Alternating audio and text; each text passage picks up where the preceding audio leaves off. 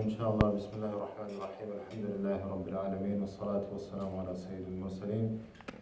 So today we're going to be reading from Surah Al-Mu'minun, Surah Nur, Surah Al-Furqan, and Surah Al-Shu'ara, inshallah, part of Surah Al-Shu'ara, inshallah.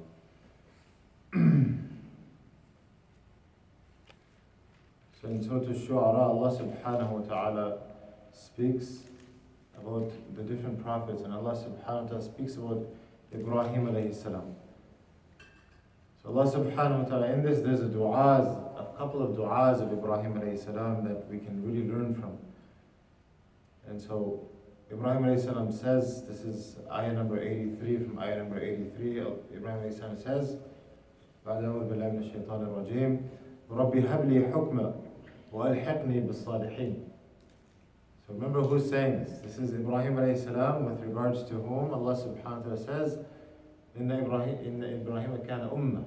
He himself was like a nation, right? What was his dua? He says, Rabbi habli hukma, that O Allah, grant me wisdom, wa alhiqni bis salihin.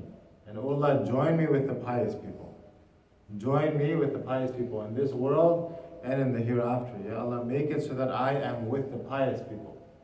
We look at many of the different prophets as well. Yusuf alayhi salam, right? Tawaffani muslima wa alhaqni bis salihin. That oh Allah, you grant me a death as a Muslim, as someone who has submitted themselves to you. Wa alhaqni bis salihin, and oh Allah, join me with the pious people. And then Sulaiman alayhi salam's dua as well. What was the dua? أنت علي وعلى والدي وأن أعمل صالحا ترضاه وأدخلني برحمتك في عبادك الصالحين. That oh Allah, through your mercy, enter me into your pious servants. So we see that the prophets themselves, they are so worried about being amongst pious people in this world and in the hereafter, being amongst pious people. So even if we understand these ayat to be with regards to the hereafter, you're only going to be with pious people in the hereafter if you're with pious people in this world. Allah subhanahu wa ta'ala tells us, Ya ayyuha alladhina amanu ittaqullah wa kunu ma'a sadiqeen. That oh, you who believe, fear Allah subhanahu wa ta'ala, be conscious of Allah subhanahu wa ta'ala, and be with the truthful ones. Allah subhanahu wa ta'ala says to Rasulullah sallallahu alayhi wa sallam, وَاصْبِرْ نَفْسَكَ مَعَ الَّذِينَ يَدْعُونَ رَبَّهُمْ بِالْغَدَاةِ وَالْعَشِيِّ يُرِيدُونَ وَجْهَهُ. That hold your nafs fast with وَاصْبِرْ نَفْسَكَ مَعَ الَّذِينَ يَدْعُونَ رَبَّهُم بِالْغَدَاةِ وَالْعَشِيِّ, with those that call out to their Lord in the morning and the evening. Right? وَلَا تَعْدُ عَيْنَاكَ عَنْهُمْ, and do not let your eyes turn away from them. So again, this is Allah subhanahu wa ta'ala, and all these different ayat, Allah subhanahu wa ta'ala is telling us that you know what, this is such an important aspect of who we are. Who do we surround ourselves with? Who are the people that are close to you? Right? So this is one of the du'as of Ibrahim alayhi salam. Rabbi habli hukma, O Allah, grant me wisdom, wa alhiqni bis salihin, and join me with the pious people. Waj'al li lisana sidqin fil akhirin, and O Allah, grant me an honorable mention in the later generations. And we know who Ibrahim alayhi salam is to us, right? And again, this is with regards to leaving behind a legacy, right? Doing the work so that there's a legacy that is left behind. We don't do it for the legacy, but if you do the work, there will be a legacy. There's a difference. We shouldn't be working so that we have a legacy. Otherwise, that is also a corruption of our intention, right? That's a corruption of our intention. That is what they call jah, right? That is honor. You want honor. That is dangerous, right? But if you do the work, the honor will come. If you do the work, the legacy will come, right? You're doing the work for the sake of the work, for the sake of Allah subhanahu wa ta'ala, the legacy automatically will happen. So this is a second dua of Ibrahim alayhi salam. وَجَعَلْنِي مِنْ وَرَثَةِ جَنَّةِ النَّعِيمِ. O Allah, make me from the inheritors of the gardens of bliss, the Jannah. وَاغْفِرْ لِأَبِي إِنَّهُ كَانَ مِنَ الضَّالِّينَ. And O Allah, forgive my father.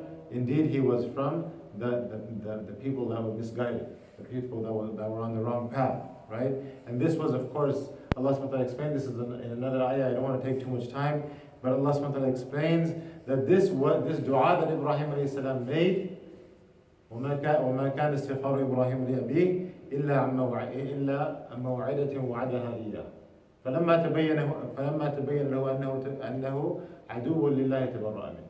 I'm not going to translate it. Basically, the gist is that this dua that he made was because of a promise that he made to his father. When he realized that my father is like an enemy to Allah subhanahu wa ta'ala, then he washed his hands and he let it go. He let it go, right? So this is another dua. وَلَا تُخْزِنِي يَوْمَ يُبْعَثُونَ. So I'm only going to pay attention to the ones that I want to bring to everybody's attention, inshallah. وَلَا تُخْزِنِي يَوْمَ يُبْعَثُونَ. That, oh Allah, again, think about who's making this dua. Ibrahim alayhi salam, Ummah, right? وَلَا تُخْزِنِي يَوْمَ يُبْعَثُونَ. That, oh Allah, do not disgrace me on the day of judgment. Oh Allah, do not disgrace me on the day of judgment. If Ibrahim alayhi salam is making that kind of dua, then what about us? What about us? Being worried about, I have to stand in front of Allah subhanahu wa ta'ala. I have to answer for my words, I have to answer for my deeds. I have to stand in front of Allah subhanahu wa ta'ala. وَلَا تُخْزِنِي يَوْمَ يُبْعَثُونَ يَوْمَ لَا يَنْفَعُ مَالٌ وَلَا بَنُونَ. On the day when wealth and children are not going to benefit. إِلَّا مَنْ أَتَى اللَّهَ بِقَلْبٍ سَلِيمٍ. Except for the one who comes in front of Allah subhanahu wa ta'ala with a sound heart. A sound heart. Sound heart, what does this mean? There's no shirk in the heart, there's no kufr in the heart, but also that there's good characteristics in the heart. This person has worked on themselves. They have tried to beautify themselves. And they have tried to get rid of all the bad characteristics and so on and so forth.